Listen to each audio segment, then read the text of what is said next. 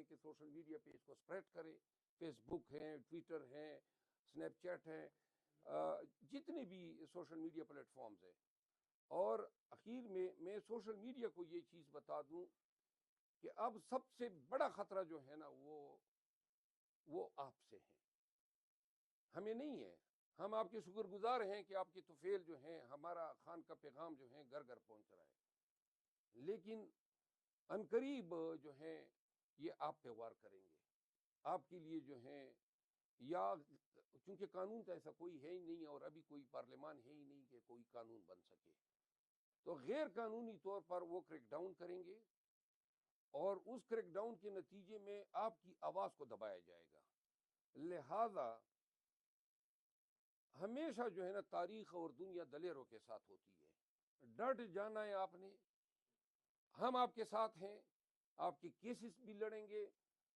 دیکھیں وہ آپ کے رزق پہ بھی حملہ کریں گے, کیونکہ آپ کی یہ یوٹیوب چینل چلتے ہیں, آپ کی ولاگ چلتے ہیں, اور یہ آپ کو حق کے کام سے, سچ اور صداقت کے کام سے روکیں گے. جو ڈٹیں گے انشاءاللہ تاریخ میں اپنے لیے نام کمائیں گے. پاکستان تحریک انصاف تمام social media across the country کھڑی رہے گی. ہم آپ کے لیے عدالتوں میں بھی جائیں گے, لیکن حق اور سچ کا ساتھ آپ لوگوں نے نہیں چھوڑنا ہے. اچھا مروت صاحب, پہلے حصے میں جو آپ نے کہا ہے کہ جی عمران خان کا جو ہے وہ بشرا بی بی والا جو کیس بنایا جا رہا ہے, اس میں ماضی میں بھی ہم نے دیکھا ہے کہ خان صاحب کے خلاف عورت کارڈ استعمال کیا گیا ہے, چاہے وہ عائشہ گل الئی ہو, ریحام خان ہو, ہاجرہ ہو, اب ملیکہ صاحب آ گئے. یہ کون لوگ ہیں جو پلانٹ کر کے لاتے ہیں اس طرح, اور کیا خدشہ ہے کہ بشرا بی بی بھی اسی طرح کوئی جو الزام سامنے لائے گی؟ اور سیکنڈ, خان صاحب کا کل ایک خبر سامنے آئی ہے کہ خان صاحب نے کسی صحافی سے یہ بات کی کہ میں اللہ کو گواہ بنا کے کہتا ہوں کہ میں نے بشرا بی بی کو فرسٹ ٹائم نکاح میں دیکھا. اس کی قانونی حیثیت کیا ہوگی؟ قانونی حیثیت کس چیز کی؟ جو خان صاحب نے کہا ہے کہ میں نے بشرا بی بی کو پہلی دفعہ نکاح میں ہی دیکھا تھا, نکاح کے بعد دیکھا ہے, نکاح کے بعد دیکھا. تو قانونی حیثیت ہمارے ہاں تو اس طرح ہے نا, یعنی ہماری شریعت میں تو یہی ہے نا کہ جو نامحرم شخص ہوتا ہے اس کو آپ کو پردہ رکھنے کی جو ہے آپ پہ حکم ہے, ہدایت ہے. تو خان صاحب نے تو بڑے سنت اور شریعت کے مطابق بیان دیا ہے.